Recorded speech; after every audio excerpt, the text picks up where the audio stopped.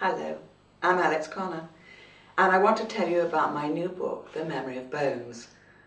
This is the latest in a series of thrillers following on from The Rembrandt Secret, Legacy of Blood. And because this book is about Goya and about the enigma of the black paintings, I've reproduced Goya's works, which will be included into the novel. The most important questions that are asked in this book are: where's the head of Goya? Why was it stolen? And who stole it? Rumour has it that the skull was stolen by a Bordeaux phrenologist who had wanted to study the skull of a genius.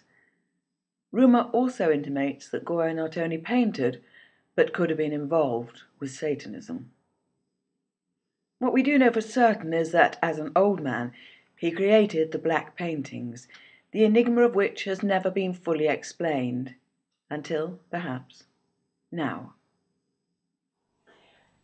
My novel, The Memory of Bones, is a thriller, a contemporary thriller set against the queasy backdrop of Goya's time. It asks pertinent questions. Who stole Goya's skull? Apparently a Bordeaux phrenologist. Why? To study the skull of a genius. Of course, if Goya's skull was found, it would be priceless, an art relic above all art relics, something desired and lusted after, something people would fight, possibly even kill, to obtain, if it was found. Well, in The Memory of Bones, the skull is found. To sum up the story of the novel, respected but unstable historian Leon Golding finds the head of Spain's greatest painter, the artist responsible for the infamous black paintings. But no sooner is the skull in Leon's possession than his rivals start circling. A ruthless female collector in New York, an immoral scion of the notorious Ortega family, and a killer hired by the most dangerous man in London. His life under threat, Leon solves the riddle of the black paintings, works which had baffled the art world for centuries. But at the moment of his greatest triumph, Leon lets down his guard, and murder follows. Arietta stared at his patient. He had a queasy feeling of dread that he might be watching a great man going slowly and irrevocably mad. Night shadows, thick with the smell of drying paint and the stagnant water outside, curdled around the high altar of the restless bed. Who would have believed that Spain's finest painter would die as a recluse in a farmhouse apart and yet within sight of Madrid? That this semi-mumbling corpse was Goya, sweating in grimy sheets, with the flies buzzing around the white spittle at the corners of his mouth. All his life, Goya had pushed the boundaries, living in turbulent, dangerous times. He recorded like a newsman from the front, like a journalist would nowadays. He told people what was happening to his country. He was the very first news correspondent in paint. Nothing was too shocking or too brutal for Goya. And underneath many of his images, he wrote his own comments. What cruelty for discovering the movement of the earth, for being Jewish, for marrying whom she wanted. Later they become darker in tone. This is bad. One cannot look at this. And lastly, and perhaps most poignantly, I saw it.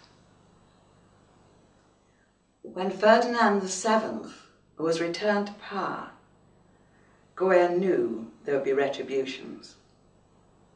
He was too old and too sick to stay in Madrid under the Inquisition's nose, so he moved to the Quinta del Sordo, out of the way of the pogroms that were due to follow. He was frail by now, nearing 80, too tired for political grandstanding. And he knew that Ferdinand would come after anybody he considered a liberal, anybody he considered an enemy. I believe that Goya became directly involved with the Liberals who made up a substitute government in Spain in 1822. Unfortunately, their attempt failed, and the reinstated king was brought back to Madrid. Returned to the throne, his power absolute, Ferdinand went after his perceived enemies to enact a terrible revenge. And Goya exiled himself.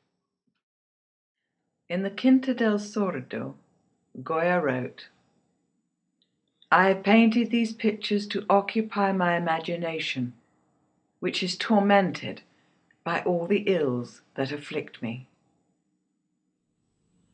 As I write in The Memory of Bones, Goya knew the pictures wouldn't survive in the Spanish climate.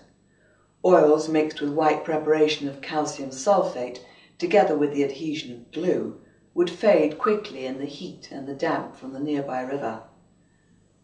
But Goya wasn't creating the pictures to be admired, but to leave behind a testimony of what was happening to him. We have to remember one thing: Goya didn't give these works the titles we know them by. Those came later. So if you take away the titles, you can judge the images in a different light. The dog. Looking at the painting of the dog, I believe that Goya was making a metaphor for Ferdinand, the dog of Spain. Asmodeus. And then there is Asmodeus. Perhaps its meaning is not as profound as previously believed. It depicts men floating on air, the mercy of the elements, dreading the future ahead of them and looking back fearfully at their past. This scene depicts the fate of every man, and also Spain, uncertain, cut off from her roots. We next come to the Holy Office.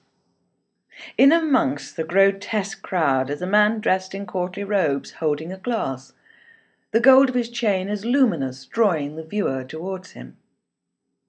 I believe this man was sent from the court to deal with Goya, on the instructions of a king who believed himself betrayed. The black paintings are a ruse, a way by which the artist charts out a map of the history of Spain and of himself and of his life, and ultimately, his death. The next painting, The Reading. The meaning of this has been disputed for many years. What are this disparate group of men reading?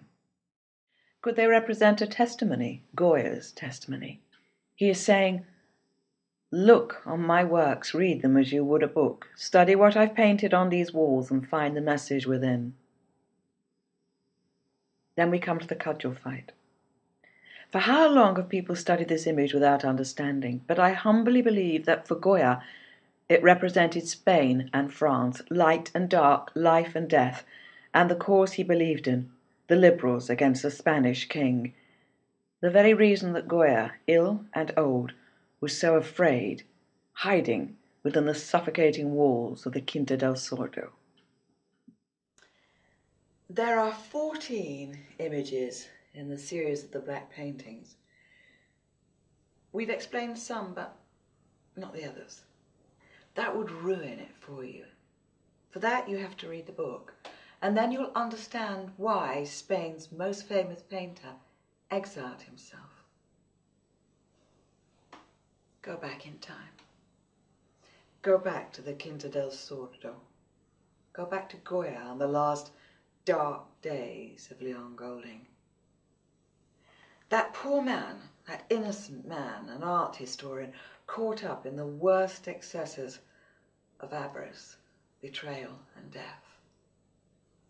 Go back with him, and you'll discover that Goya was no madman, simply a man in fear of his life, using the only means at his disposal, his paintings, to record forever what was being done to him. The Memory of Bones, Yes, that's the title. It tells the story of a relic which proved to be lethal. With the skull in his possession, Leon Golding was running for his life, and as his rivals gained on him, he found himself cornered and caught in a maelstrom of insanity, betrayal, and eventually murder. The skull of Francisco Goya has been missing for centuries. The most valuable and possibly the most dangerous relic the world has ever known. Why? Read The Memory of Bones and you'll find out.